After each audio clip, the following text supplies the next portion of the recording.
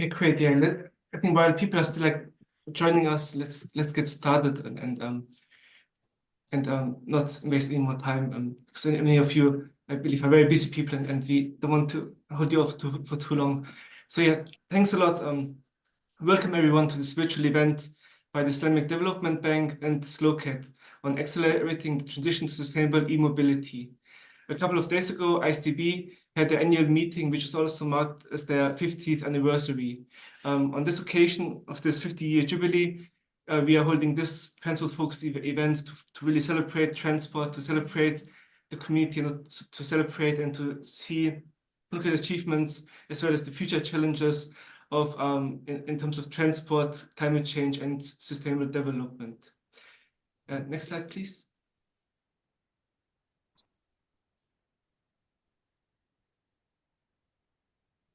Next slide.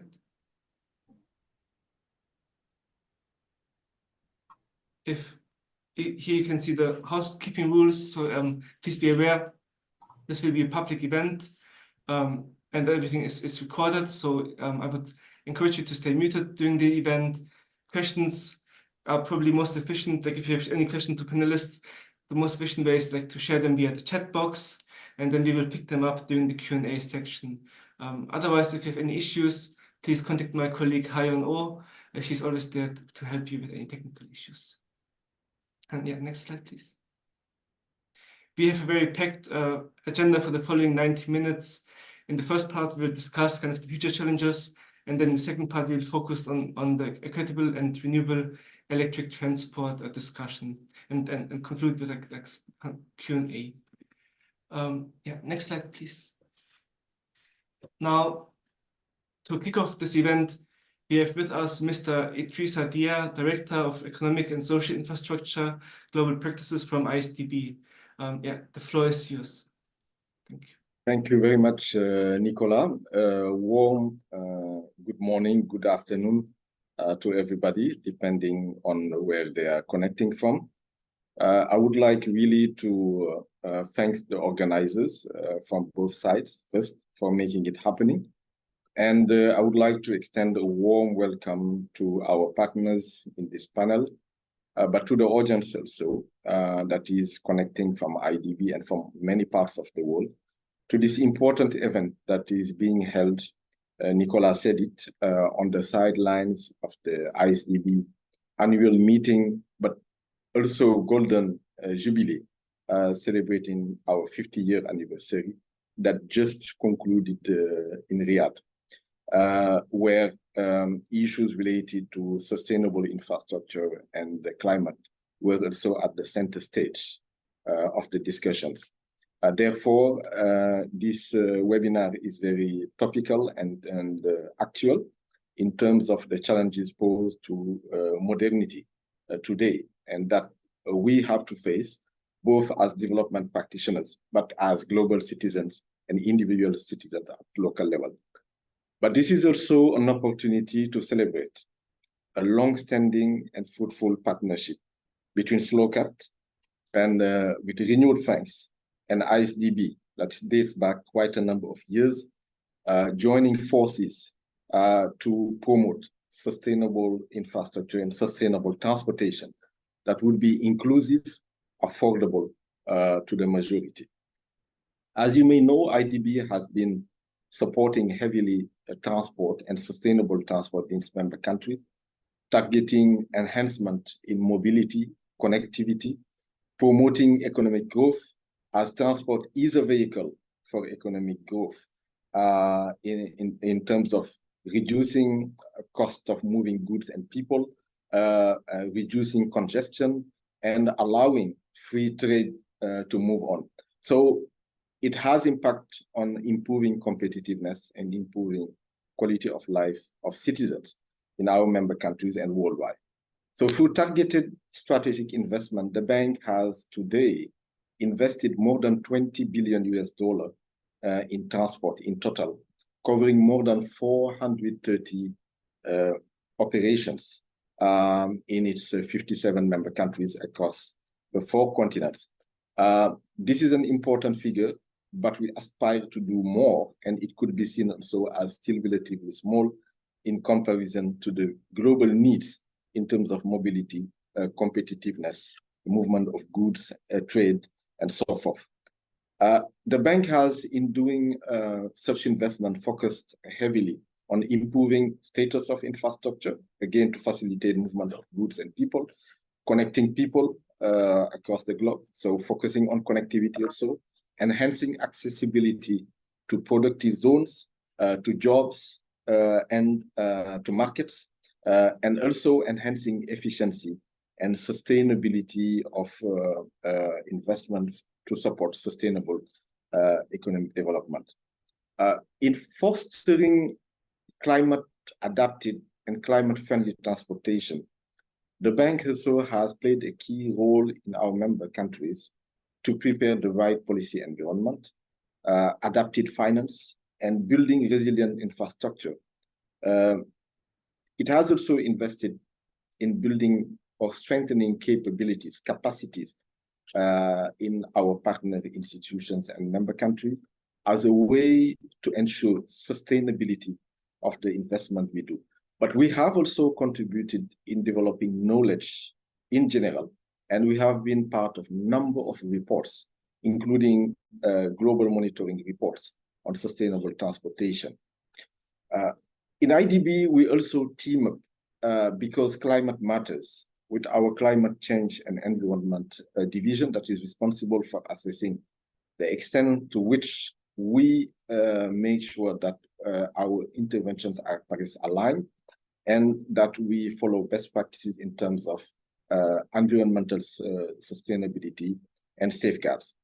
Additionally, working with that division, the bank has been able to develop a conceptual framework for the bank just transition engagements in member countries, as well as processes and tools for managing or reducing greenhouse gases and accounting them properly. The transition to sustainable e-mobility presents therefore a key opportunity, a true opportunity for ISDB member countries to address the pressing challenges such as access to transport and services for all, reduction of greenhouse gas emissions, air pollution, congestion, and resilience to the various shocks, including the disasters that we are facing currently in this world.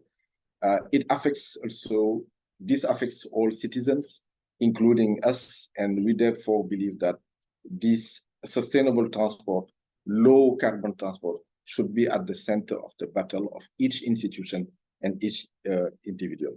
E-mobility presents opportunities. It has not only challenges, but it presents also opportunities in our member countries, such as realizing potential cost savings in fuel and expenses, maintenance, improving air quality, improving domestically produced renewable energy resources, job creation, and leapfrogging opportunities for development.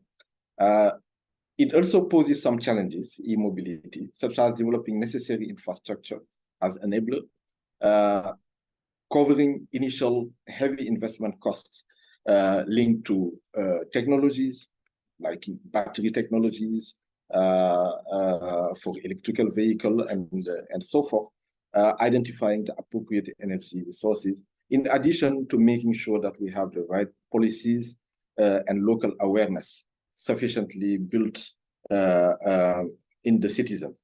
As we tackle climate change and environmental degradation, we are therefore reminded every day that these challenges present to us again as opportunity to redefine the way we consider and conceive transportation and new development pathways to create transport-empowered economies that are not only green, but resilient, inclusive, and affordable.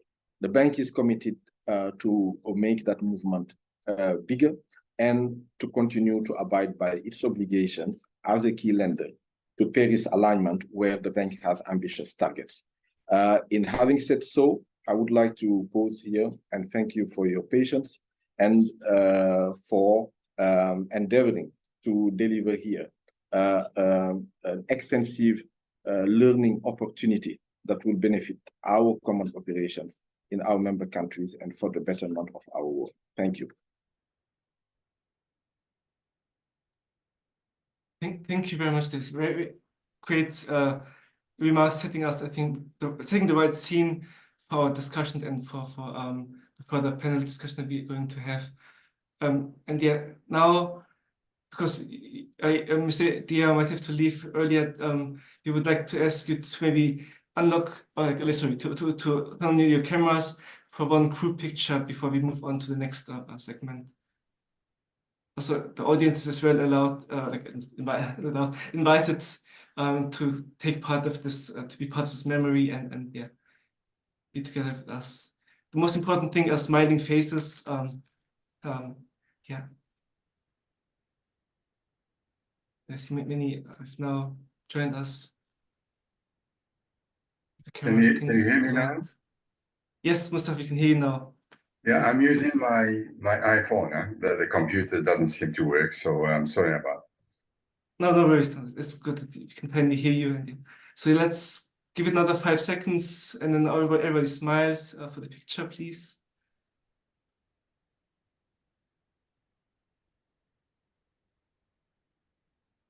Yeah, great. Thanks. Thank you a lot. Thank you very much. Thank you. Very much appreciated. And I think always good to start or like to continue with a smile. And now, if you can please have the screen again, Genevieve, for the next segment. So yeah, now as you can see here now on the screen, we're moving on to like kind of the first content segment, or like first segment of discussion, where we talk about future challenges and how to help the ISDB region to navigate them and member countries to navigate them.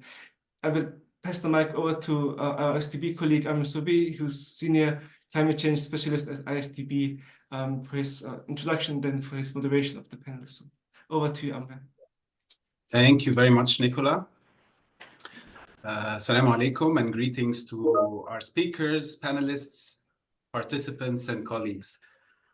We are delighted to have you join us for this event.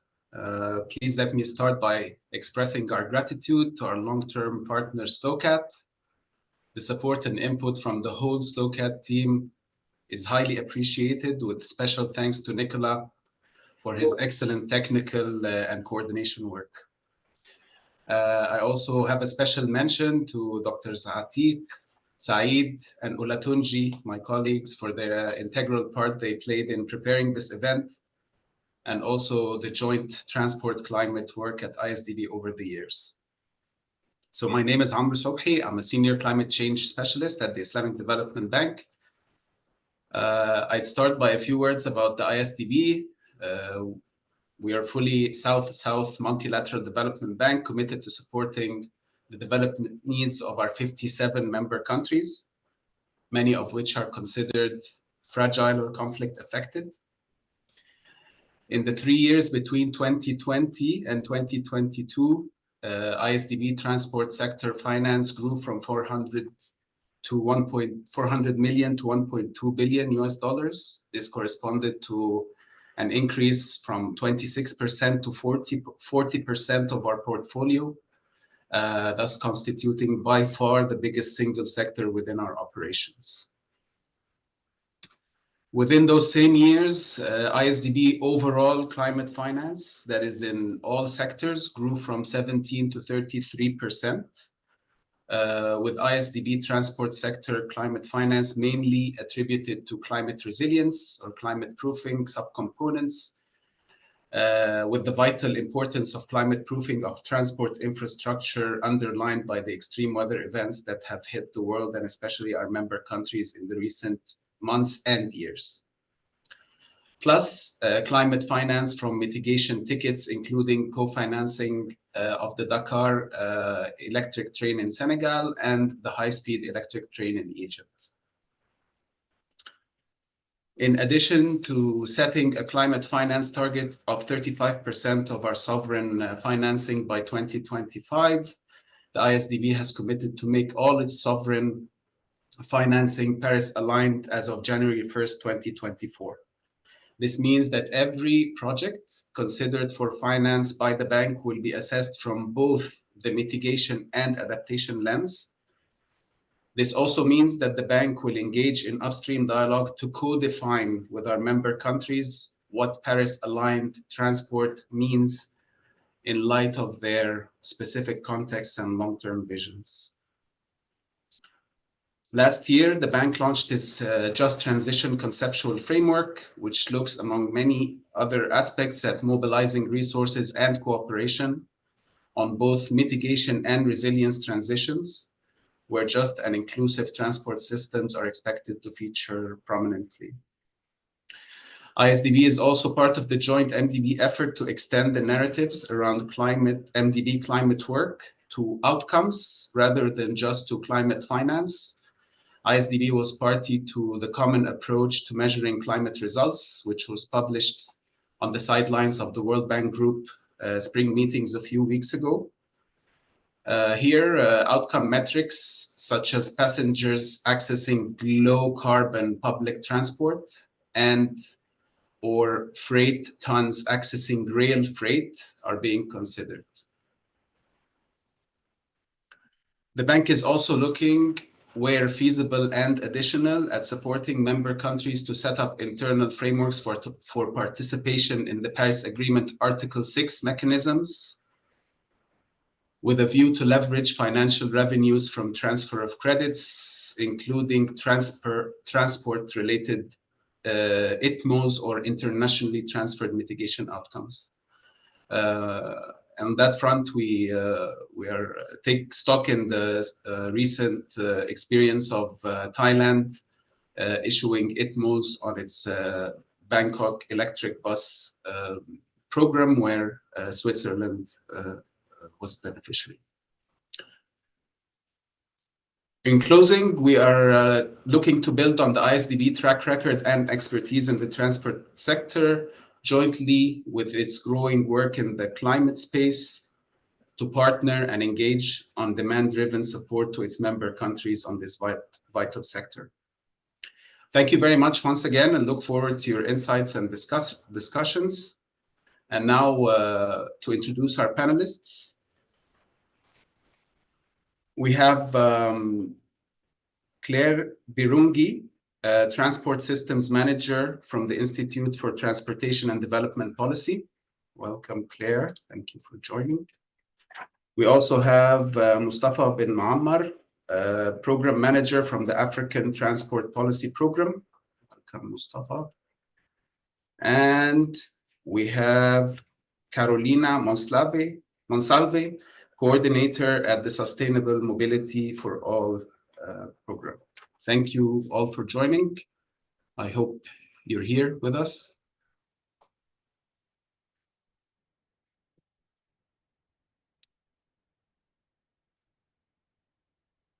Yes.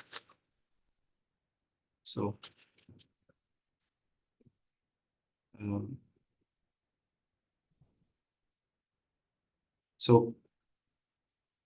if Claire is here, maybe please let me know.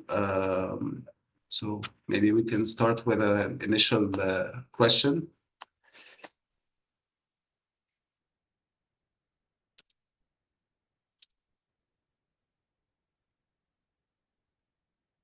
Hello. Hi. Yes, hello. How are you? Very good. Thank you for joining us. Thank you so much. Okay, so welcome to the discussion, and maybe we start with a question to you, Claire. If you can outline for us the major transport challenges in Africa, and how you at the ITDP are looking at addressing them. Yes, I'll begin by introducing myself again. I'm Claire Birungi. I'm the Transport Systems Manager for ITDP. I am based in Kampala, in Uganda. Just a little bit about ITDP. ITDP is a global institution working in sustainable transport, promoting active mobility and improved public transport in many cities. Just to kick off the discussion, maybe before we actually get into what the challenges are, it's always very important to understand how are people actually moving in most of the African cities. Yeah, like you've said. So in most of the cities where we've actually mapped like the mode share of public transport, we find like over 70 to 80% of people that move in these cities actually use walking, cycling, and public transport combined. Usually the rest of the 20% is shared amongst private vehicles and other modes generally. So when we are looking at the challenges, we need to have that dimension usually in mind when planning for the systems. So the most, okay, that's just a comment from SLOCAT. So most of the challenges of course, are probably known to most of the people on this panel. Traffic congestion, everyone is experiencing that in most of the cities. And we found that what is usually causing that is the way we're developing the cities generally. So we're developing low density, we're developing communities that are spread out, low density, and also trying to connect them using highways. So we can only expect the result of how we plan our cities. So continuing to build urban highways in cities basically to try increase capacity is just generally not a solution right now. So it's becoming a major challenge in most of African cities. And the second most dominant challenge is the issue of informal public transport in most of the cities. As you might agree, in most cities, over 80% of public transport has been left to the private sector. It's not a problem to leave it to the private sector, but when it remains unregulated, then that becomes a challenge. In turn, you're trying to get low service quality. Most of the private sectors, of course, have private interests, so they try to operate in areas of high demand. So you find in areas of low demand, there's no service, and in areas of high demand, there's too much service. So in the end, there's oversupply and undersupply. So that is not matched up quite well. And this is also resulting in road safety issues in combination with the construction of highways. So that is a very significant challenge right now that most cities are trying to grapple with resolving, and still remains unresolved in most of the cities as of today. Then one of the other major challenges we face, I can call it the inappropriate allocation of investment in the transport sector. As I have mentioned, 80% is using walking and cycling, but the huge amount of investment in the region is going into road expansions and etc. And there is limited focus on walking and cycling. In some of the cities, about 30% of the people are actually walking, but you find there is no walkways. So we are having high cost projects, but with minimum impact, if I can call it that way, instead of having low cost with wider impact, vice versa. So a focus on that, on appropriating investment in the transport sector would really go a long way in resolving this. The other main challenge in most of our cities is, I can say, poorly maintained roads or poorly constructed roads. Most of the roads are not built with resilience in mind. The designs are not well done, and with the recent climate issues, we find that we're having roads that are flooded. We also have multiple potholes. The roads are not well maintained, and this is becoming a serious issue. I think you should have seen some of the communications, maybe from Nairobi, from Kampala, with the recent heavy rains. So we need to focus on building more resilient infrastructure, but not only just building it, but also making sure that there is a long-term maintenance plan for this infrastructure. So those are some of the issues we currently have. Thank you very much. Couldn't agree more. Thank you for those insights. Maybe we'll do one round of questions to the panelists, and then we'll come back for a second round. So if I can move to Mustafa next. Mustafa, thank you for joining us.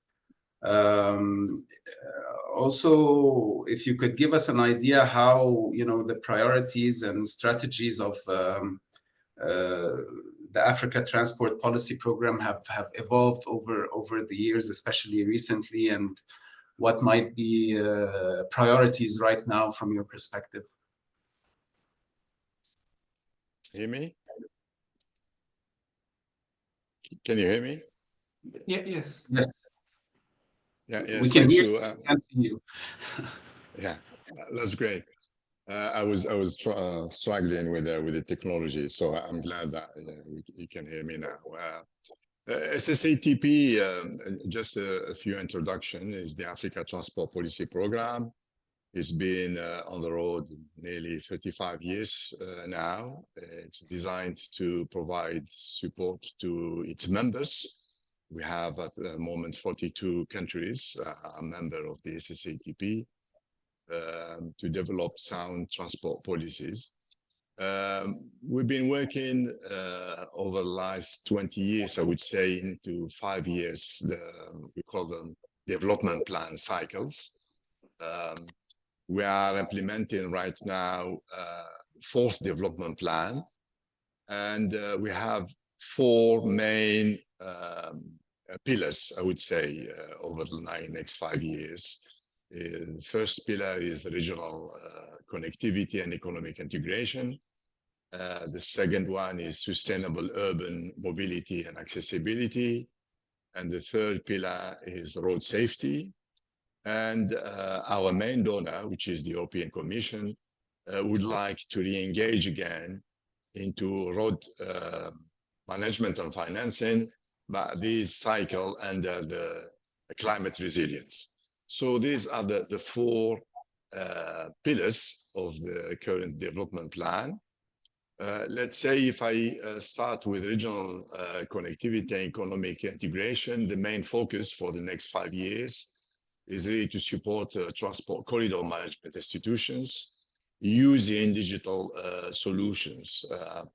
We have recently completed 2 major studies. The first one is a study that took stock on the status of digitalization in the African ports. We surveyed 39 ports and we made some recommendation on how to go about and increase the level of digitalization of our ports in Africa. And we come also with a new score, we call it digital maturity score, that could be monitored over the years just to guide some of our countries how to improve the digitalization level at the port level. We just done a big webinar, SSATP, on the April 17th of April. And this is a major study that was commissioned by the African Union Commission.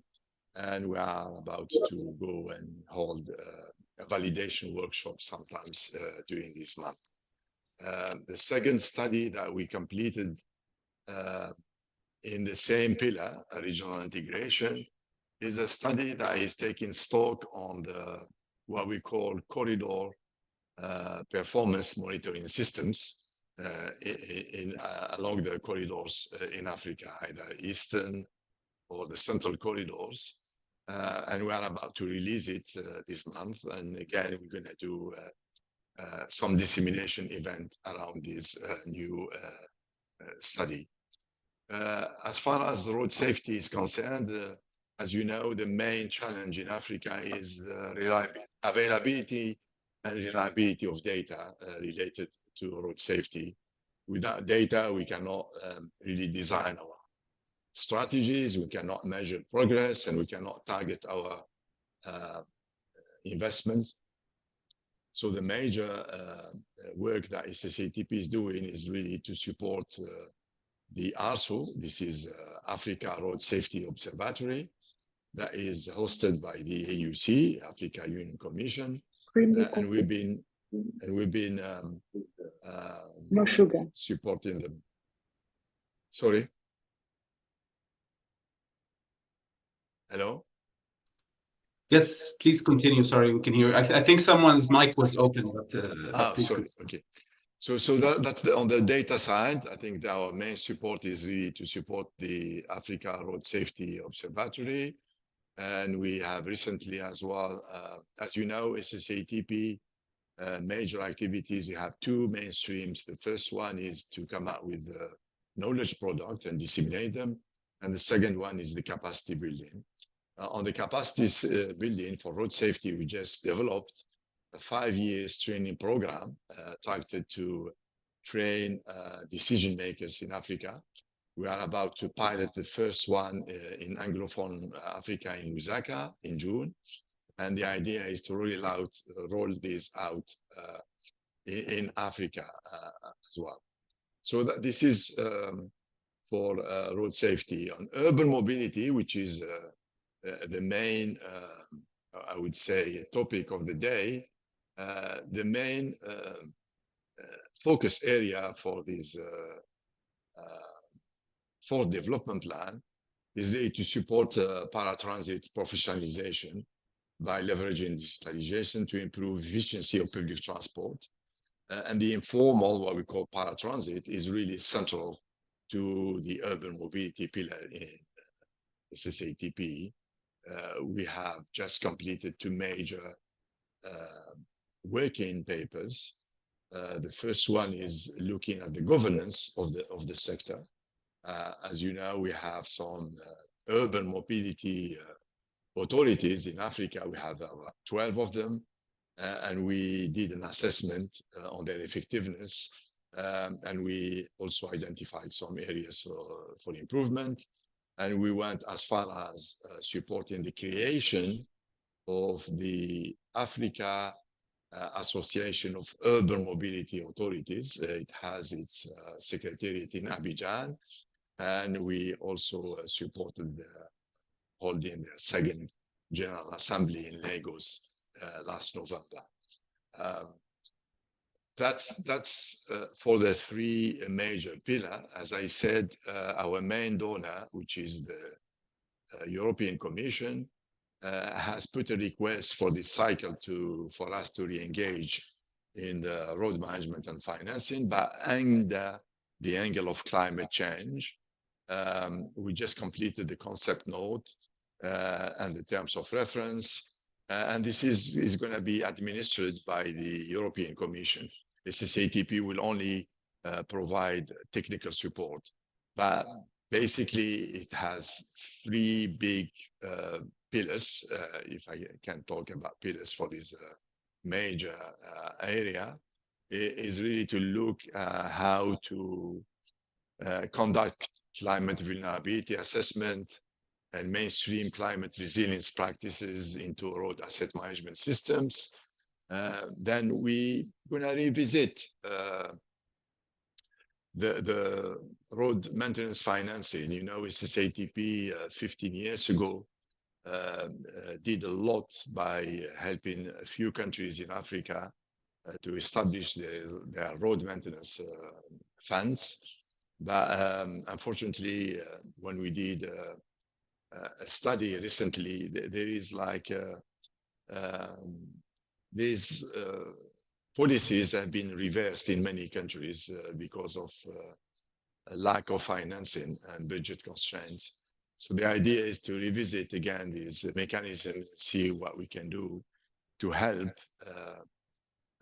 reinstate these practices of sustainable mechanism to finance maintenance. And then we extend this also into road management practices. So in a nutshell, this is the area of focus of this 4th development plan. Again, is regional integration, urban mobility, road safety, and road management and financing, and the angle of climate change. So I will stop here. Thank you so much. Thank you very much, Mustafa. This is already a lot of food for thought and basis for discussion. So moving to Carolina, welcome. Thank you for joining us. And Carolina, also maybe you can introduce yourself and the Sustainable Mobility for All program, and especially give us an idea of the different tools that were developed by the program and how those can be used to define or identify challenges in the transport sector. Okay, great. Thank you, and good morning, good afternoon, good evening, everyone. First, let me start by thanking the organizers for inviting me to this event. I am Carolina Monsalve. I am the coordinator of the Sustainable Mobility for All initiative or partnership. For those of you who don't know, let me start with explaining what Sustainable Mobility for All is. It's a global multi-stakeholder partnership.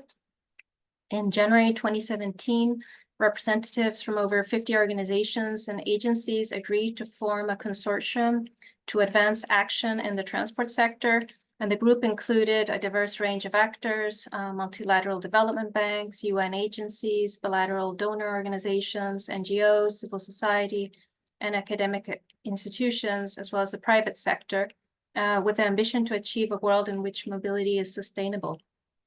The Secretariat is hosted by the World Bank, which is where I sit. And the partnership was really created to fill a gap.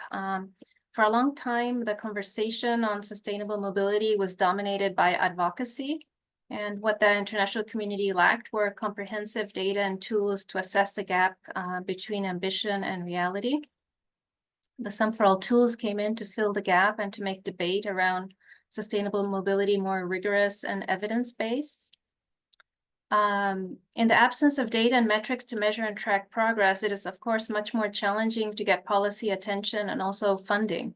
The global tracking framework was developed by Sum for All in 2017 to remedy the absence of clear and transparent performance metrics for the transport sector.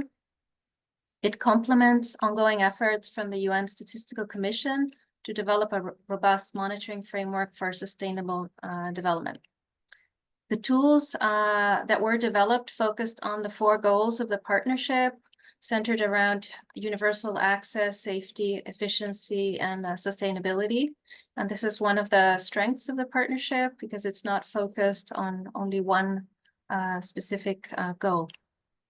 Sum for All tools, such as the Global Roadmap for Action, establish sustainable mobility and its 4 global goals as an operational tool for policy action.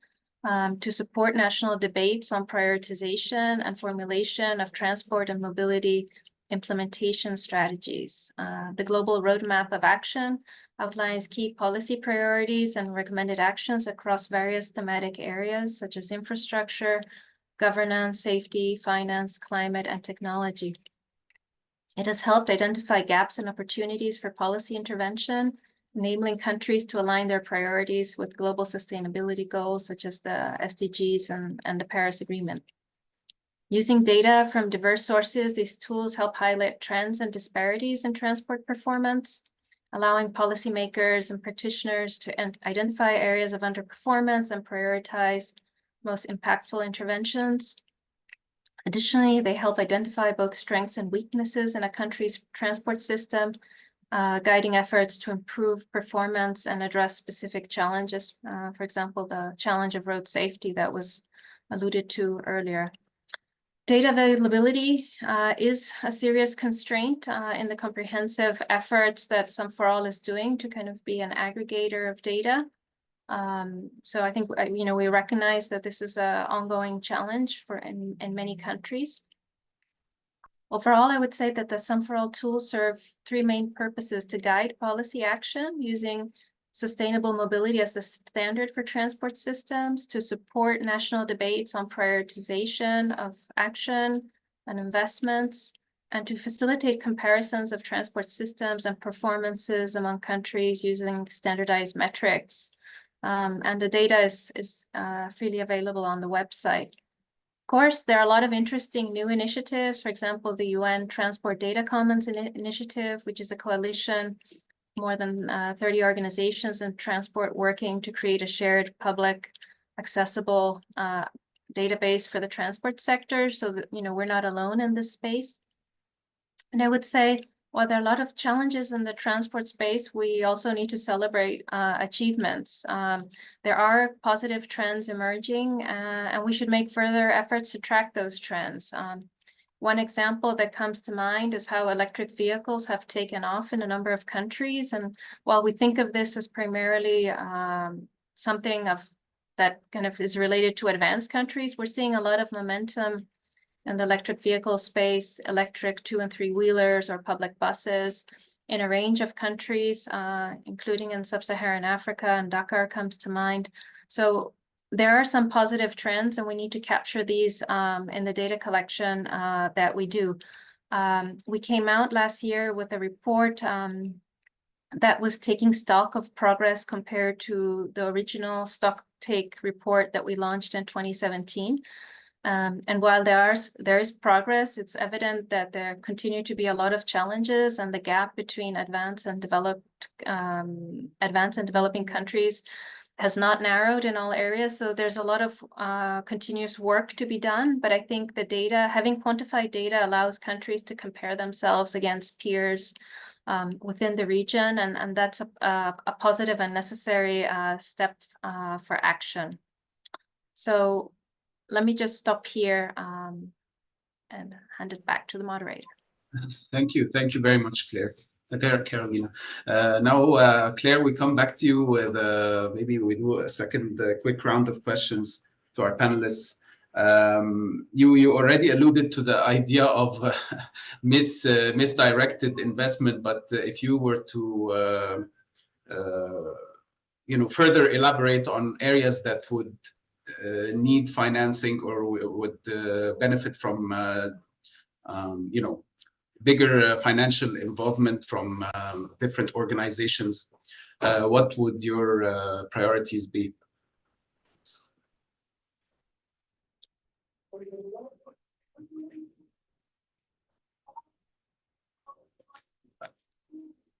I don't know if it's just me, but I can't hear Claire. Yeah, ich hear you.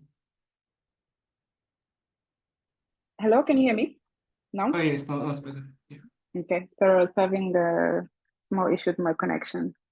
Yes, I'll say just to start off, I had the question, and thanks for that question. It's always a question I'm pondering on. Right now, I'm taking this call actually from Cairo in Egypt. We're working on an industry transition for a BRT project in Cairo. But just to get on the question that you've just asked, one of the key areas that as ITDP we usually advocate for basically increasing or appropriating investment in line with how people move in the cities is to invest in walking and cycling infrastructure. Usually when it's left to be catered for as part of the wider road development projects, usually sometimes it doesn't get the attention it needs. And when we package them as just NMT implementation, most of the feedback that we usually get from the MDBs is that, okay, walking and cycling infrastructure is quite too small to be allocated its own separate fund, right? So one of the things that we've started doing now is to develop sort of like city networks, right? Like a city cycling infrastructure network coupled with the walkways, so that we can package it in such a way that it receives the attention for investment, and so that it's not sidelined. So if the Islamic Development Bank is also looking for areas of investment, we have some of these already packaged and phased out and ready for investment.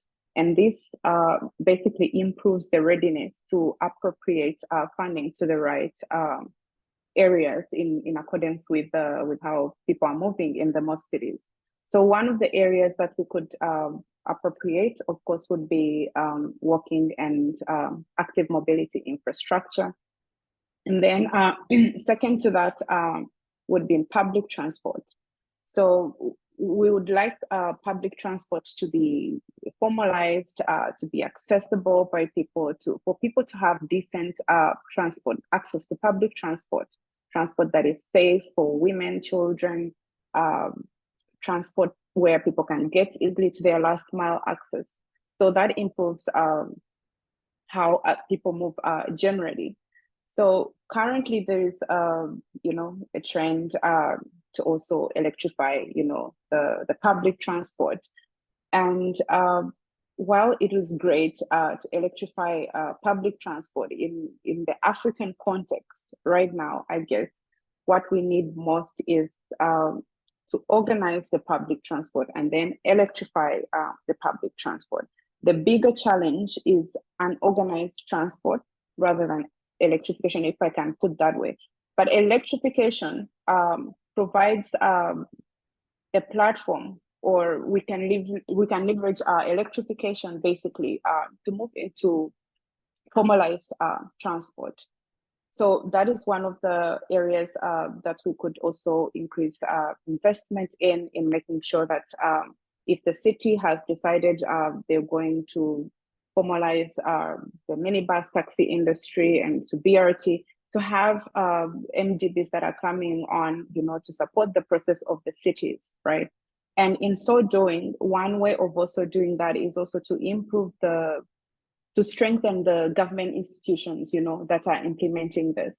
We find that in most cities, the projects are coming on, but we do not have enough capacity.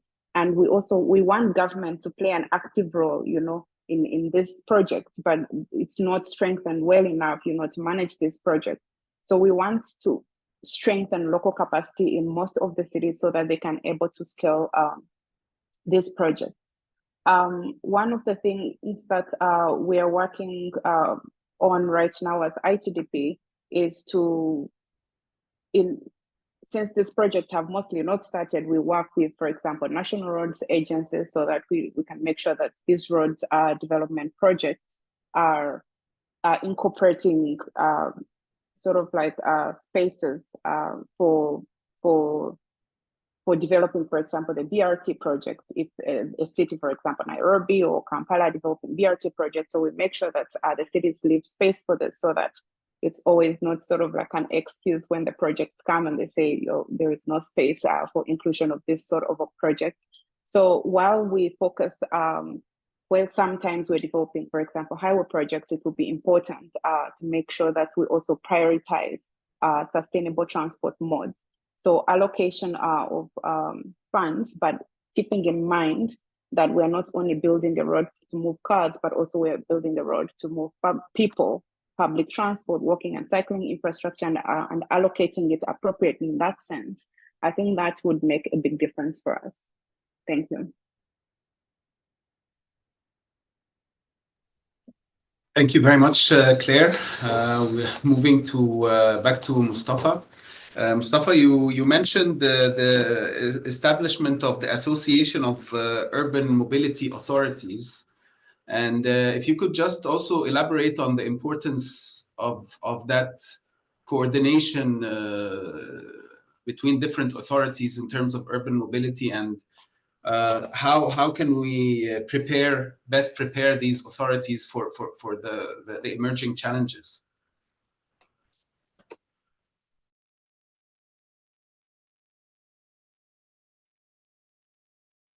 Sorry, Mustafa, I think we can't hear you again. You're mute. Unmute.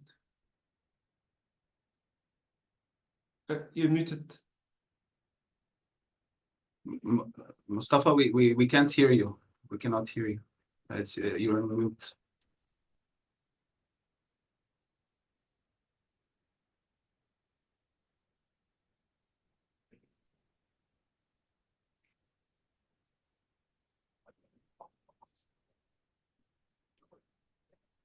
You're still on mute. Can you hear me now? Can you hear me? Yes. Yes. Coordination and regulation are important aspects in urban transport. That's why we went and did this assessment of urban mobility institutions in Africa. And we went as far as creating a platform through this association urban mobility association in Africa, just to exchange experiences.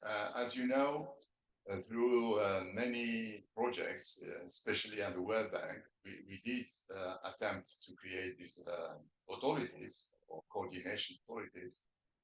It's a very, very challenging task.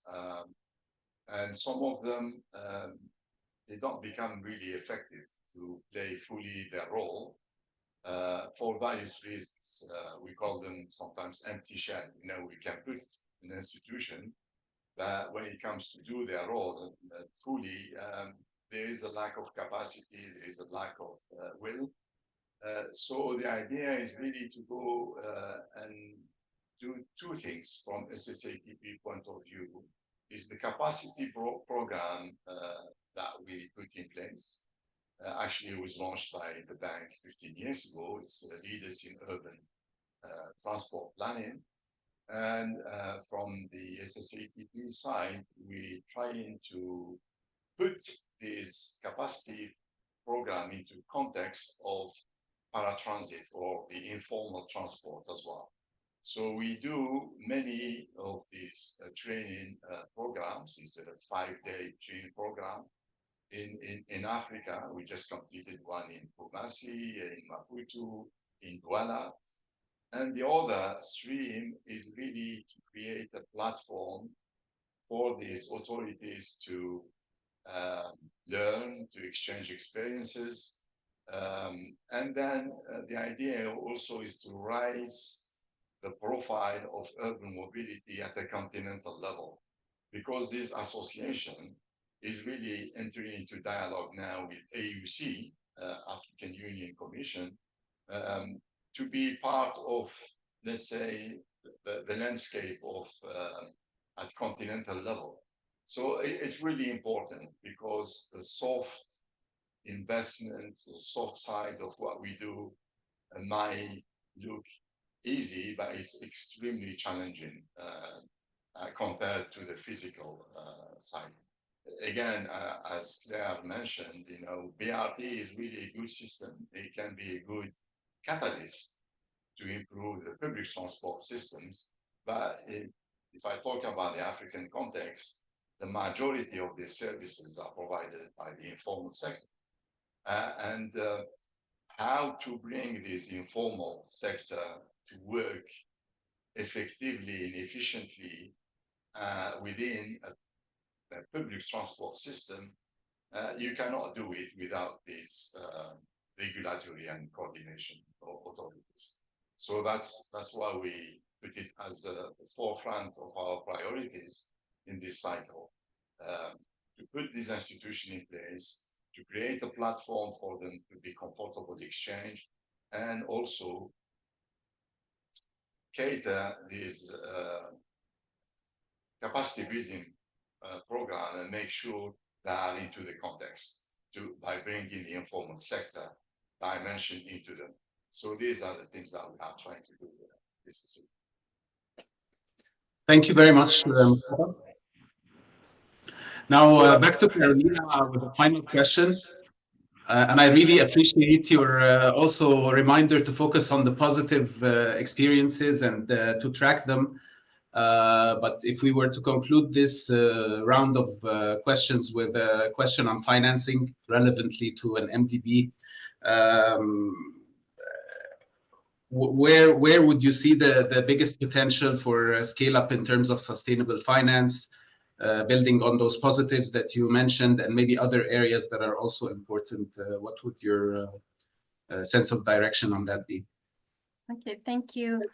I mean, speaking with a Sum for All hat rather than the MDB hat, I mean, clearly, I think in Sum for All, what we would like is to see obviously increased financial flows going to transport, not only for decarbonization of transport, but for resilience, universal access, efficiency, and safety. There is extensive tracking of funds through the climate finance tracking of the MDB. So there are successful precedents of tracking financial flows. I think from a Sum for All point of view, we'd like to see a future where financing for sustainable transport is not only a priority, but is measured in an aggregate form.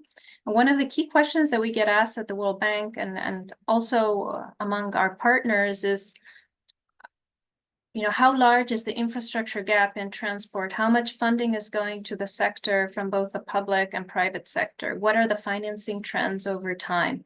What is the financing gap?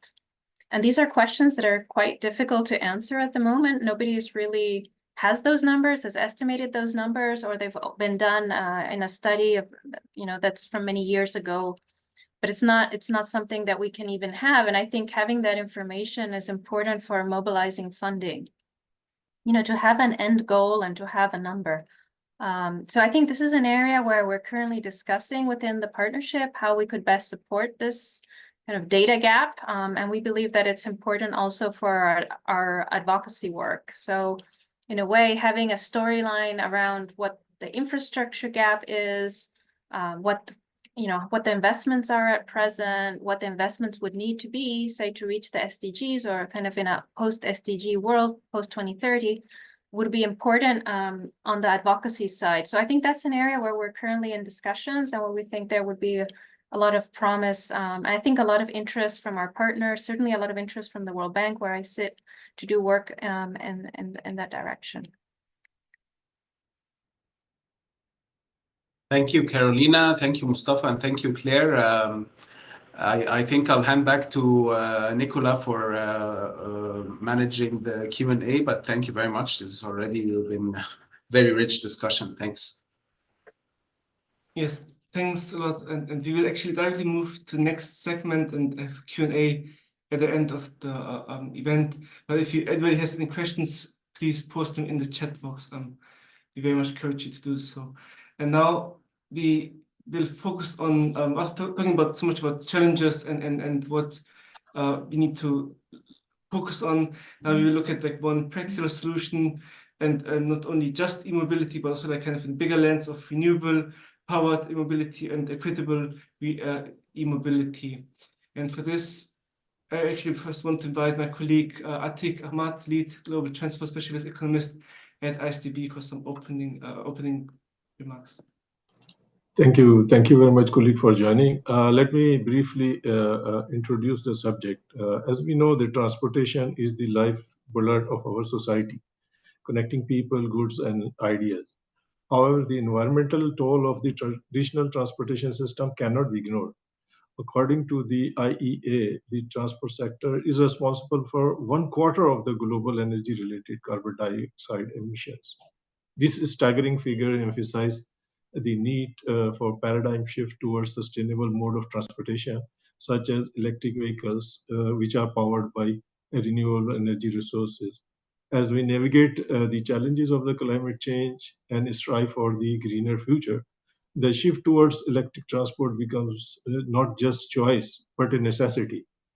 In IsDB member countries, the transportation sector faces a dual challenge: meeting the growing demand of mobility while mitigating the environmental impact of traditional transportation system. With the rapid urbanization and population growth, the need for sustainable transport solution has never been more acute. By mainstreaming the adoption of the electric vehicles powered by the clean energy resources, we can reduce the carbon emission, combat air pollution, and create more sustainable future for generations to come. Investing in electric transport infrastructure is not just an environment imperative, but also an economic opportunity. It opens the door to innovation, job creation, and enhanced energy security. By fostering the conducive environment for electric transport adoption, we can drive economic growth while safeguarding our planet and our future.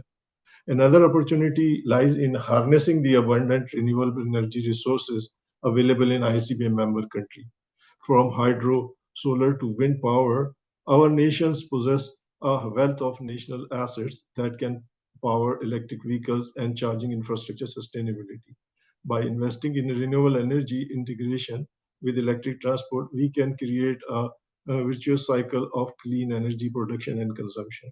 However, the shift towards the electric transport also opens door to innovation. by nurturing the vibrant ecosystem for electric vehicle manufacturing, charging stations, and smart mobility solution. In ISDB member country, the potential for equitable and renewable electric transport is immense. Let us explore the unique challenges and unparalleled opportunities that define this crucial endeavor, leading the IDB member countries to rapidly position themselves in the global transition to sustainable transport. Over to you, Nicola, and I stop here for the sake of time. Over to you. Thanks. Thank you a lot. It's actually really great statements. And I want to kind of transition now to kind of also one of the reasons why we are meeting here is because ISDB and SLOCAT, we are working together on an issues brief about exactly this topic, and all the statements and the things that Atik just mentioned and highlighted in his remarks is really what we want to kind of put down in this issues brief, and then put into put for your guidance on how to further scale up work in this area, to further kind of have a very impactful work on transport decarbonization. For this issues brief, we developed a vision that you can now see here on the slide, which kind of as the key statement has to the electrification drives low carbon land transport and puts the most sustainable modes first. So kind of it's really essential for decarbonization of transportation to combine electrifying with renewable energy sources. And also already Atik mentioned all the several benefits that are being through it, and then I don't want to repeat again. But then you also see it's very important kind of that as electrification of different modes and for different uses varies complexity and cost for society, that the segments with the highest CO2 reduction potential and at the lowest cost should be put first again. So like electric bikes, two and three-wheelers, commercial, corporate, and public fleets of high mileage vehicles, urban delivery fleets, and so on need to be at the forefront of electrification. As well as heavy-duty vehicles shouldn't be taken out. There are more and more solutions and technologies being capable and like being also like competitive for this segment, and there should be more and more solutions implemented to put this into practice and towards a low carbon pathway. On the next slide. Now, to support the vision in a more practical manner, we also developed this kind of pathway or like this implementation areas, as you can see here in this slide. The first areas on modes, followed by planning, and then by technologies. For Sub-Saharan Africa, we see a lot potential by focusing on motorcycles first, followed by collective transport. Here also it entails public transport, but also informal transport, so buses and minibuses, and then followed by railways. And then there are many planning instruments that can be utilized or should be also implemented at large scale to make it possible. But I think we will now discuss this in our panel. So actually, I would like to move further now to introduce to you our panel that we have now for the second segment. Here, together with me, we have Wenxin Xiao, a senior transfer specialist at World Bank. And then we have Rohan Modi, advisor at GIZ, Juhyun Ha from the International Union of Railways, who's a sustainable strategy and international partnership senior advisor. And then again, Atik Ahmad, he will join us here as well as a panelist with many interesting insights. I hope to see you all. Thanks again for joining, for being here. Yeah, I see all of you on the screen. Thanks a lot. So I will start actually with Wenxin, because we saw that you recently, there was a very recent World Bank publication titled "The Economics of E-Mobility for Passenger Transportation." And as one of the co-authors, we likely want to invite you and kind of that you share some key findings of the report, and maybe also like tell how MDBs should adjust their priorities in terms of e-mobility according to your report findings. So the floor is yours.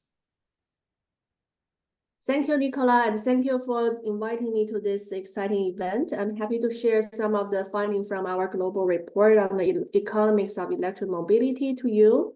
As we understand, most of the knowledge and experience with e-mobility so far comes from developed countries.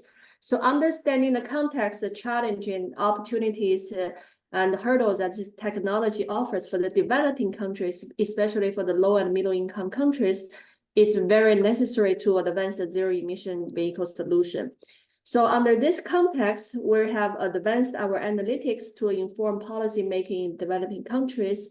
During COP27, we launched an extensive global report called The Economics of E-Mobility for Passenger Transportation, where we evaluated the e-mobility scenario for 20 developing countries. And among these 20 countries, 7 is ISDB member countries, including Nigeria, Egypt, Turkey, Kazakhstan, Maldives, Tajikistan, and Jordan. And this analysis determines when, how, and why it makes sense to accelerate the EV adoption in these countries. We demonstrated that the EV transition has become increasingly relevant and possible with a strong economic case for many countries that we studied. So regarding the, I chose 4 important conclusions from the report, among many today, given the considering the time constraint. So the first one I want to share is that the priority of e-mobility investment.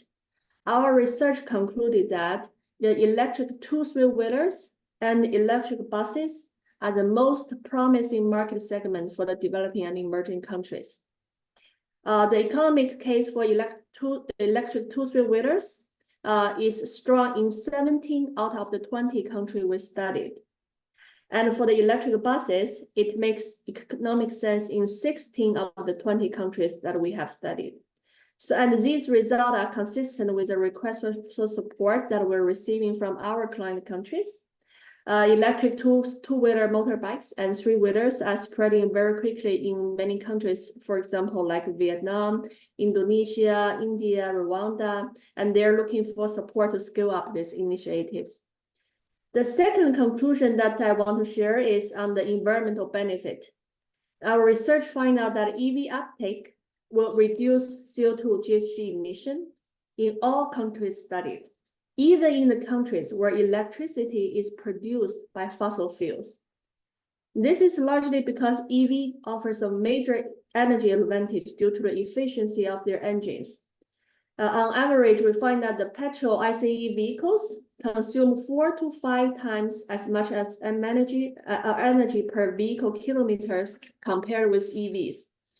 The energy advantage tends to be larger for low and middle income countries with relatively old, inefficient ICE vehicle fleets. And the adoption of EV can bring GHG reduction even before the power grid is fully decarbonized.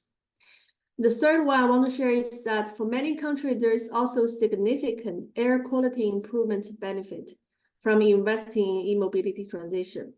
And switching to EVs will reduce tailpipe emission of harmful particulate matters by a factor of 10. And in 9 out of the 20 countries that we studied, the majority of the environmental benefit comes from local air quality reduction rather than savings in global GHG emissions. One more recommendation I want to share is that to improve the country's power infrastructure to facilitate this transition. We find that the transition to e-mobility will affect the electricity demand, but to a very limited extent in most countries. The larger problem here is the timing of the demand created if charging is uncoordinated. This would require additional expensive peaking capacity to avoid overloading systems and costly reinforcement of local grid. So countries should begin preparing for additional electricity demand, regardless of when they expect the EV transition will take off. And the important role for the policymaker from the public sector is to ensure the availability of an affordable and a clean electricity supply for charging. Let me stop here now. And this is 4 important recommendation findings that I want to share for today. Yeah, thanks a lot. Actually, yeah, thanks for these 4 recommendations. I wrote them down. That I see they're very well aligned to kind of also what we have in our issues brief, and kind of also I think we sourced many of the information also from you. So it's very valuable knowledge base and very useful for as guidance tool. And also you mentioned so like the priority of e-mobility for e-buses and for buses. So we're now moving to Rohan, who can maybe also talk to us about, who's working on with TUMI, the Transformative Urban Mobility Initiative, on advancing electric bus adaptation in the Global South. And TUMI has this so-called TUMI e-bus mission. And maybe you can maybe outline and introduce to us what this mission is all about and what the key features as well as the lessons from the project. Thank you very much, Nicola. I would also like to maybe thank the organizers as well as congratulate the ISDB colleagues on their 50th year anniversary. On TUMI e-bus mission, I would say maybe TUMI, very quickly about me, I work with TUMI, Transformative Urban Mobility Initiative, which is hosted by GIZ, but the initiative includes 10 other organizations together with GIZ, where we are primarily working towards sustainability or sustainable mobility with the fact in mind that the global carbon budget is for the transport sector is just 110 gigatons CO2 between 2020 and 2050, and annually we are so far emitting around 8.5 gigatons of CO2. So I think the current pace at which we are working is not going to work out below this Paris 1.5 degree pathways.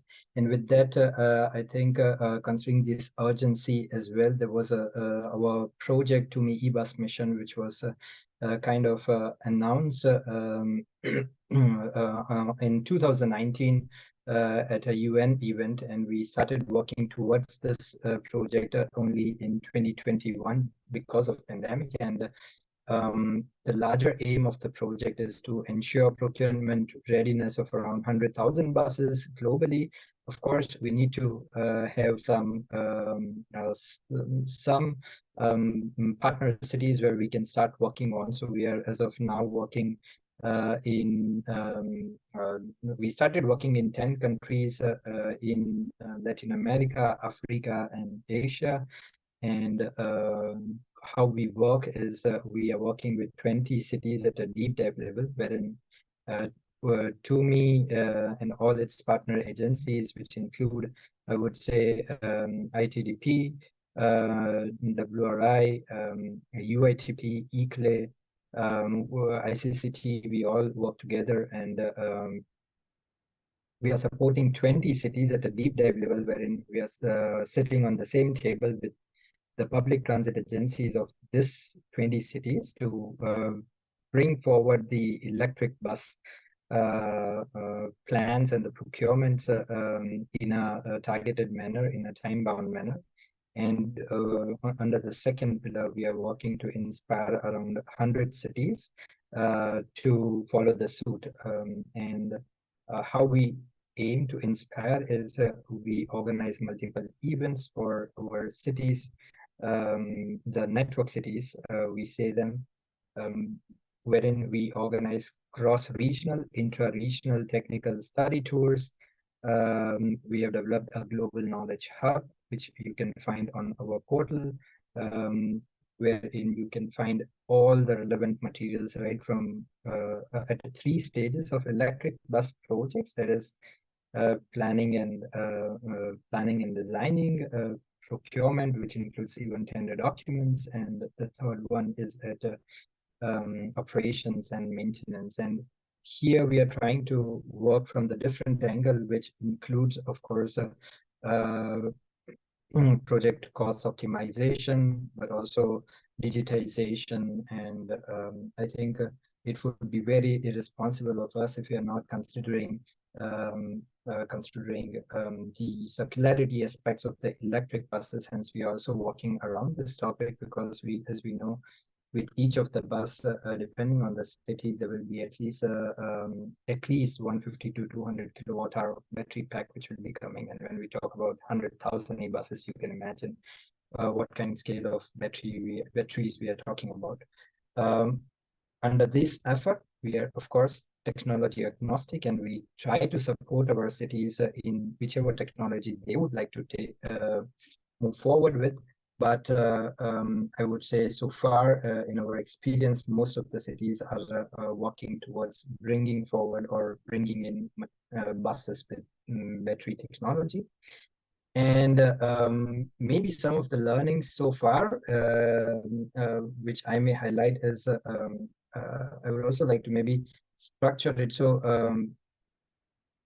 there is the first pillar of challenge which we see is in scaling up. Many cities are bringing in pilot projects, but some of the main challenges which they face to scale up their efforts is firstly de-risking mechanism. So there is maybe a sufficient support, financial support, which is available from MDBs and even the federal governments when it comes to pilot projects. But when it comes to scaling up, and here we are also talking about cities who are running 5,000 buses, diesel buses, or some 1,000 buses, and also maybe 500 buses, but they're not appropriate or de-risking mechanisms which are readily available in the countries or maybe with the cities where we are working in. Hence, it's taking too much of time to bring forward the full scale or full electrification efforts in many of the cities. Secondly, when we see from the private sector side, like, of course, if we are working in big countries like maybe Brazil, Mexico, India, the multiple cities are working towards this effort, but not necessarily they have big orders. So you see there is quite some administrative efforts which are coming in by multiple cities to develop multiple tender documents, but also for private sector to apply in these tender documents and apply in this opportunity. There goes quite some time to apply and work towards multiple tender documents. So there's also one of the strategy which Indian cities are trying to follow is on aggregated procurement efforts, which of course supports on reducing the prices. But the lesser known advantage is also it reduces at the time and also the administrative efforts across the different stakeholders, be it federal government who is dispersing the subsidies, or public transit agencies who are bringing forward the tender documents, but also the private sector who need to apply for so many tender documents. So yeah, and then there is supply chain issues again for small cities or mountain terrain cities, and also small island countries, which we see because private sector or OEMs are not in a position to honor these small orders with their special technical requirements.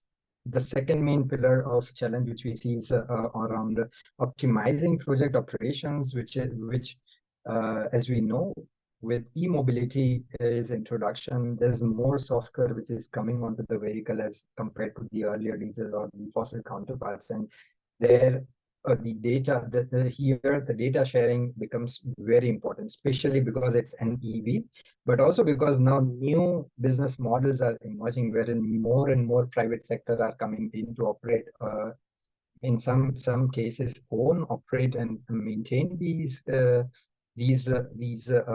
new assets. And you see there is three parties then get involved. One is, of course, public transit agency, then there's an OEM, and then there's a fleet owner. And there needs to be streamlined data sharing between all these parties, which is, at the moment, the big challenge which we see.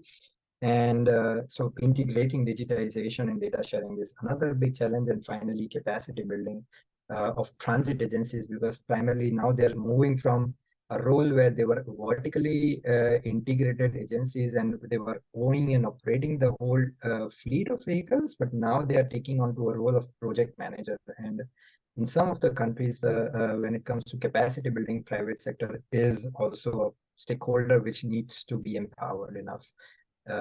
So yeah, I think I'll leave it there and maybe take forward some other questions. Thanks.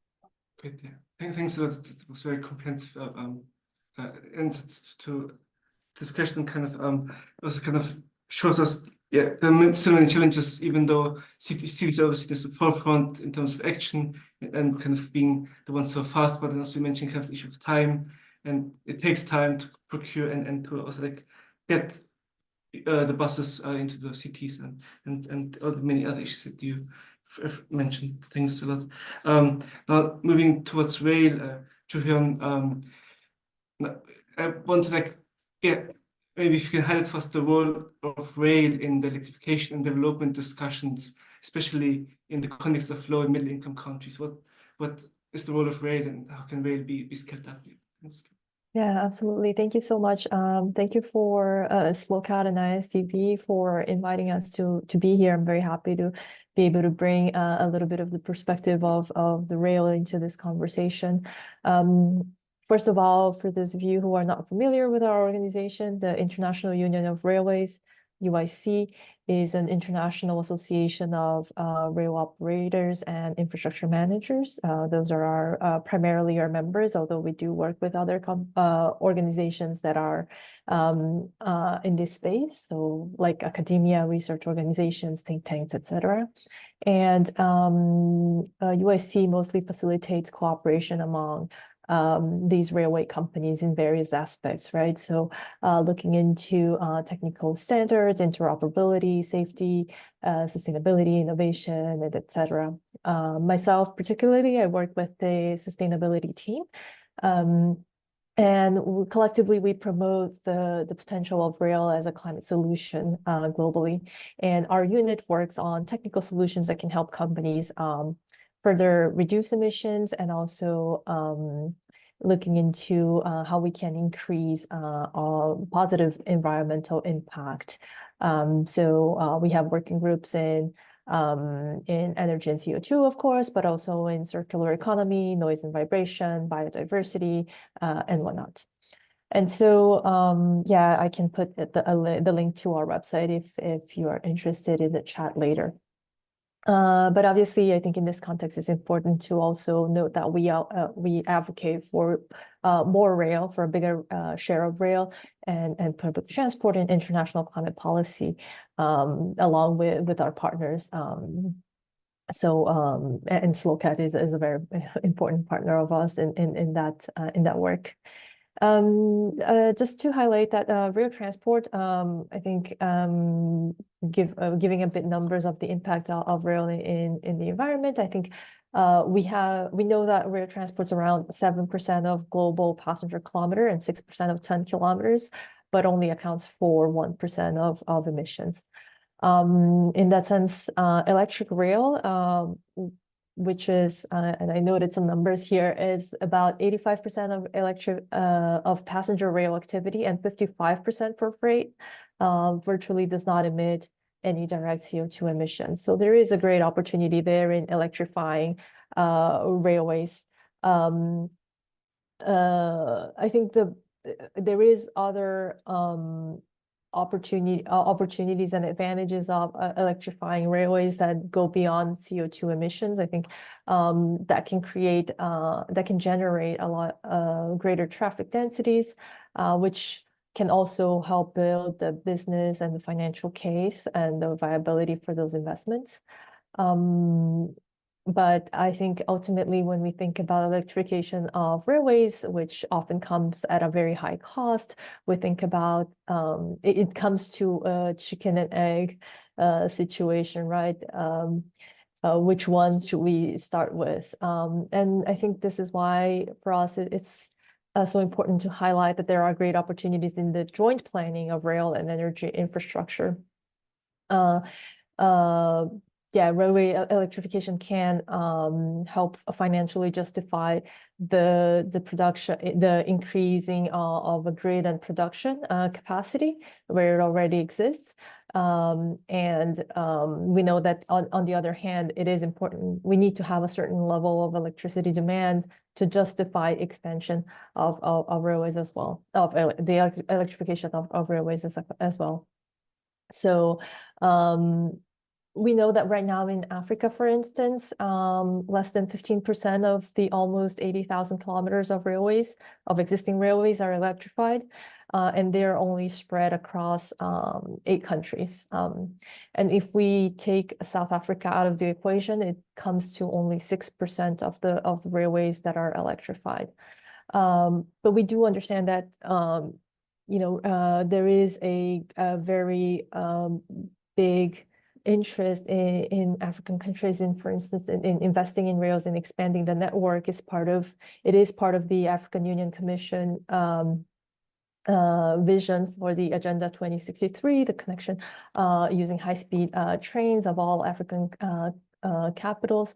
So we know that this is a growing market and potential, but there is a need to look into, and an opportunity as well, into energy planning as well into that. I just wanted to highlight one great example that exists in Africa, which is the Ethiopia-Djibouti Railway that opened in 2018. The planning of this line is 760 kilometers long, connecting Ethiopia and Djibouti, and it's a very important line for the Ethiopian economy because a lot of the products are channeled through the Djibouti port, so it creates this connection to global markets for Ethiopia, and this project, the 760 kilometers line, is completely electrified because it was built in parallel to the hydroelectric plant that increases also national power generation in the country. So because those two were planned in parallel, they were able to benefit in a lot of ways. The overall project cost $4 billion, but which is a very significant investment for a country like Ethiopia, but it overall reduced overheads and the unit cost of electricity. So the operation of the railways is actually much more cost efficient right now. And it helps to also make freight transport in the country very competitive. And so, and also, obviously, it has a lot of, it has a significant impact on the emissions that came from freight transport in Ethiopia. It is estimated that more than 114,000 tons of CO2 emissions in the country were reduced associated to the modal shift from lorries into the freight transport through rail. And so I think this is a great example, and one of the reasons why we, as UIC, we were so keen on supporting the call to action along with SLOCAT and other co-initiators last year at COP28 on doubling the share of energy efficient fossil-free forms of land transport by 2030. This is, I can put a link to in the chat on the call to action. But I think that just goes to show like how, what are the opportunities on electrification in the rail sector. But I'll leave it at that. Thank you. Yes, thank you a lot. And please share the link to the call to action. Very, very much appreciated. And actually, I think great point that you also made is around the inter-country connectivity. So kind of Djibouti, Ethiopia. I think many of the examples you talked about cities or within the country, but now connecting to countries, and I think the rail is definitely a lot of more potential than many other modes, many other ways. So thanks a lot for highlighting this. I'm aware we're getting close to the end of the time, but still, I will ask this question to Atik, and then we will go with the second round of questions. Just will ask you to be very brief and very quick with this one, and let's try to not be more than 5 minutes over the time, if possible, at the end. So thanks a lot, very much appreciated. But yeah, Atik, now to you. So like after hearing all of this, like, how does ISDB intend to scale up like the transition to electric mobility? What do you see as the key opportunities, and what do you want to plan in the near future? Yeah, thank you very much. I think financing and scaling up of financing is a major issue in most of the developing countries. So looking ahead, IDB is committed to further advancing the development in transport sector while focusing on key priorities such as sustainable mobility solution, digital transformation, innovation, and resilience to climate change. So we will continue to collaborate with all stakeholders to develop innovative solutions, leverage technology, and promote inclusive and environmental friendly transport systems. So for this, IDB prioritize to provide sizable funding for electric vehicle projects, charging infrastructure development, and renewable energy integration to incentivize the adoption of electric transport. Another area that we focus and want to scale up is offering greater technical assistance and training program to support development of local expertise in the electrical vehicle manufacturing, maintenance, and charging infrastructure development. IDB is working and will further enhance with the member countries to establish supportive policies, regulation, and standards for electric mobility, including incentives for electric vehicle purchase, taxes, breaks, and emission reduction targets. One of the most important area that we want to scale up is to facilitate the partnership between the government, private sector stakeholder, and international organization to drive collaborative effort in scaling up of the electric mobility initiative and its financing. Through ISDB reverse linkage window, we want to establish knowledge exchange, collaboration, innovation, and lesson learned, and promote innovative efficiency and effectiveness in scaling up of electric mobility solution across IDB diverse membership. Research and organization is another area, I think, where we need to focus and invest more to develop the local solutions, such as to enhance battery technology, charging efficiency, and a smart mobility solution tailored to the needs of the IDB member country. So the areas that IDB want to focus in future and scale up, bringing partnership and more financing are urban mobility solution, because most of the urban areas are the contributor to this carbon dioxide emission. Railway electric, these are actually the areas IDB is already working in, but we want to scale them up. So railway electrification is another area. We want to finance for the track electrification to reduce not only the carbon, but also for the safety. And we have a very successful example of locomotive manufacturing, which are run on electricity in Turkey. So we want to do such kind of initiative for the other member country, and we will be supporting this on a mass scale.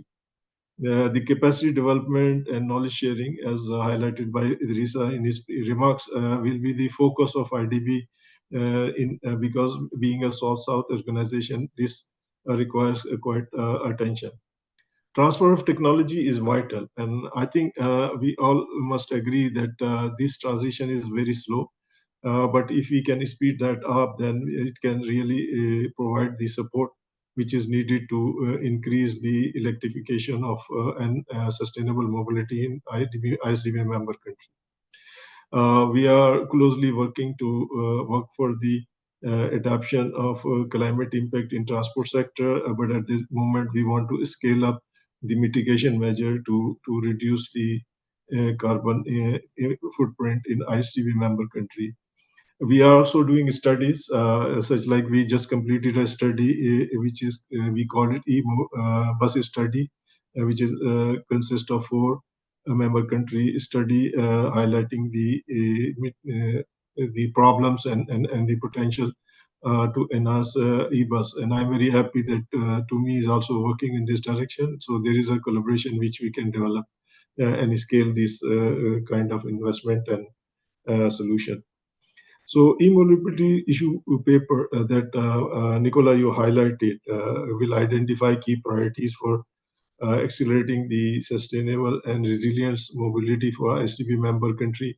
And IDB will be very happy to develop further the collaboration and partnership with the all institutions, including private sector. Over to you, Nicola. Yeah, thanks. Thank you a lot, Atik, for the inputs. And now let's really go, and we're like already now very much at the end of the time, but just very quickly, like let's quickly go through the second round of questions. But I would like if you can maybe please like limit your inputs to like 1 minute, I think it would be great if we can kind of finish a bit over time, but still finish get it to end at some point. But like, yeah, so maybe mention, if you can maybe please share any best practice that you see worthwhile mentioning with us, that would be very much appreciated. Thank you, Nicola. Happy to share some of the World Bank operation in this area. So we're committed in supporting developing nations in their effort to build a sustainable transport system that works for everyone. And the EVs are becoming more relevant to these strategies. We currently at the World Bank have more than 40 lending and advisory programs in the portfolio that is either supporting the implementation of the e-mobility programs or exploring such opportunities. And this portfolio is growing. I'll give you another 4 examples. The first one I want to share is in Dakar, Senegal. The World Bank is co-financing a state system that operates entirely with electric buses. And this system will benefit like 300,000 daily commuters and put 170,000 job opportunities within the reach of low-income residents living in the nearest neighborhood. And this initiative will reduce greenhouse gas emission by about 1.2 million tons of CO2 emission over its 30-year estimated lifetime. And this is equivalent to taking 260,000 gas-powered cars off the road for an entire year. Another example is coming from India. The World Bank has contributed to rethinking the approach to procure the e-bus services, leading to changes in procurement, resulting in a reduction of about 37% in the overall cost in 5 cities in India due to the bulk procurement purchase. Under the government, Indian government's in transformative mobility and battery storage program, the World Bank analyzed the result from the past tenders for e-bus services and helped harmonize the procurement approach and specifications through a consultative approach. And by standardizing such a requirement, the government has been able to aggregate demand and achieve cost savings through economics of scale. This is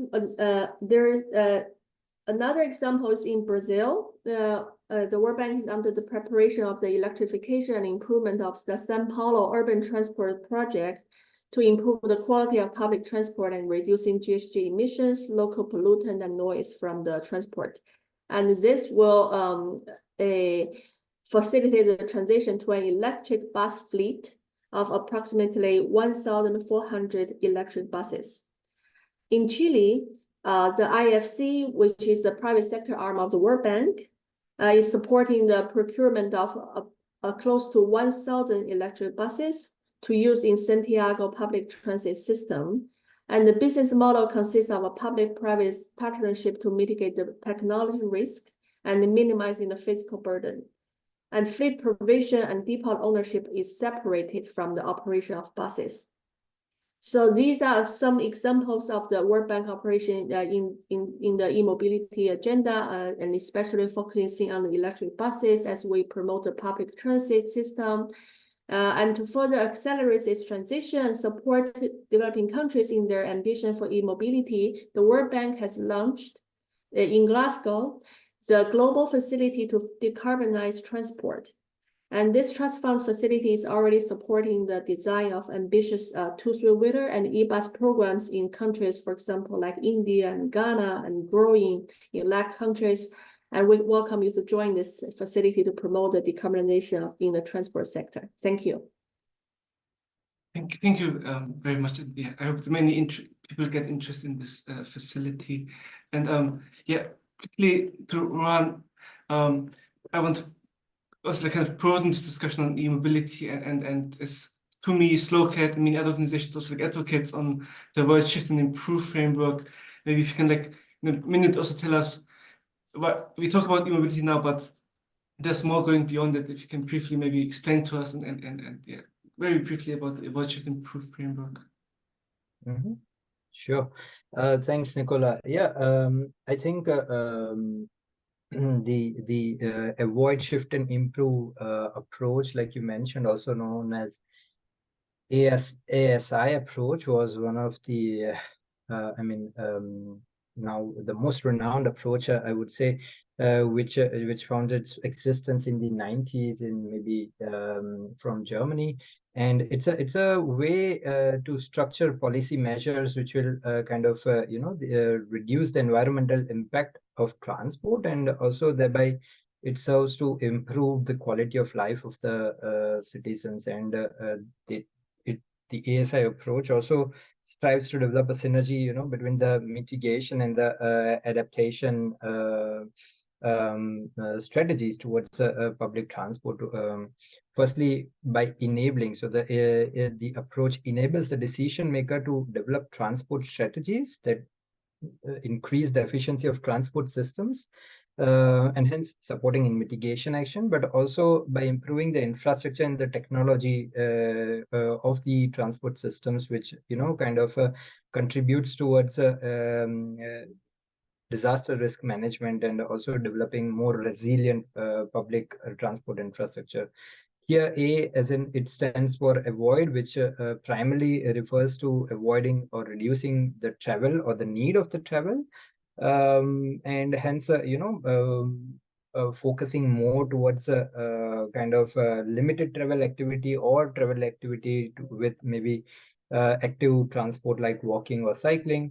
The S stands for the shift or maintain, and it focuses more towards energy efficiently shifting towards energy efficient transport modes, which again includes active mobility, but also public motorized transport services. And hence here the agenda or the approach would be to how to work towards or develop strategies and policies with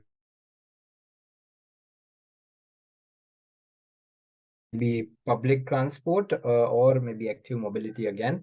And finally, the I, which stands for improve, which focuses mainly on improving the efficiency of the vehicle technology, which includes the public motorized transport, but also individual motorized transport as a second step. So I think, in case of questions, we can discuss on this further. Yeah, thanks. Yeah, thank you a lot. No, it's always kind of burning on my nails if there's a discussion without mentioning ASI. So thanks a lot for highlighting it as well. And another topic that let's just very briefly just touch on it. Another topic that always needs to be mentioned but always gets forgotten is freight. And here, Johan, also we understand like maybe not understand, but like not know, but rail is actually extremely important for freight transport. So kind of I want like we can just very briefly highlight kind of why it's so crucial and what the UIC is maybe doing in this area. Yeah, I'm mindful of time, so I'll be very brief. I think the most important parts of enabling rail freight transport in Africa is regarding, first of all, enhancing infrastructure. So really making investments into upgrading existing infrastructure because we see a lot of outdated tracks. We have limited connectivity and insufficient capacity. So making sure that we see the upgrading of those infrastructure, I think would be very important. In addition to that, obviously, and this is UIC's bread and butter, to be honest, it's on fostering regional cooperation and integrating and integration. So focus on activities that aimed at harmonizing regulations and standardizing procedures, which can help significantly streamline processes and ultimately reduce costs and increase efficiency for businesses. And then I think another important point to highlight here is obviously upgrading digital infrastructures as well. Those can improve asset utilization, including operation of heavier and longer trains, which can obviously increase capacity and having higher average speed and better use of wagon space, etc. Also, this digital infrastructure can help optimizing routes, better planning of timetables, signaling systems, all that make that can support increasing rail freight competitiveness. A very hard word to pronounce in English. And transport more goods and across the continent. And then finally, I think very important thing that to mention is capacity building and skills development. So making sure that these companies, they have in-house capacity to really support these measures mentioned, the expansion of the infrastructure and the digital infrastructure as well, so that they can fully explore the potential of rail freight as a low carbon solution for transport of goods. But yeah, I'll stop there. Yeah. Thanks. Great. Thanks, Althea. Thank you for your remarks. And I will give the floor for Atik for the kind of last words of this event, and also like kind of before he does it, I also want to take this opportunity to thank all of you, all the panelists, all the organizers, and all like the other moderators and keynote speakers and everybody who contributed to this event. Thank you a lot, and we really much appreciate it. And I hope you saw this very fruitful and kind of diverse discussions around many different topics. And yeah, I will give it for Atik for like some closing remarks, and also like any conclusions or key lessons that he learned through the other panelists. And yeah, thank you. Thank you, Nicola. I think this was a great discussion, and for sure it requires more time, as there are many things to learn and share. But at the junction of closing this event, I would like to thank all of the joining colleagues in this event for your presence today and showing a strong commitment to work together for developing sustainable, equitable, and renewable electric transport in ISDB member countries. In particular, I would like to express my sincere gratitude to our distinguished panelists and speakers for sharing their rich experiences. And we took note of those valuable experiences and successful interventions and prudent suggestions with great zeal and interest. It will be truly a great learning opportunity for all of us. We at IDB aim to improve upon the services that we provide, and also to enhance the impact of our intervention. So a few key takeaway from this discussion. I think that we should more focus on integrating the transport sector planning, bringing more sector innovation, innovative solutions, and focusing on suggesting a long-lasting, actually, technology. Knowledge sharing and capacity buildings are always important for our clients and the region in which we work. I think developing the new solution will require investment in research and development as well. From these brief takeaways, I really want to thank all of you for being with us, and look forward for working together in the events coming forward, and also on bilateral basis. Thank you very much. Over to you, Nicola. And I want to also really appreciate the work of the organizers and SLOCAT in organizing this and making this a successful event. Thank you very much. Over to you, Nicola. Thank you very much, and nothing further to add from my side. If you have any further interest in any SLOCAT ISDB knowledge products, please visit our website, slocat.net/ISDB. There's a collection of all of them, and yeah, we look forward to further collaboration and seeing you in our next events. And sorry for the went a bit over time, but I hope it was very insightful, and yeah, hope to see you again. Thank you a lot. Bye bye. Thank you, everyone. Bye. Thank you. Thank you very much. Thank you. Ciao. Bye bye. Thank you all. Bye. Very much appreciated.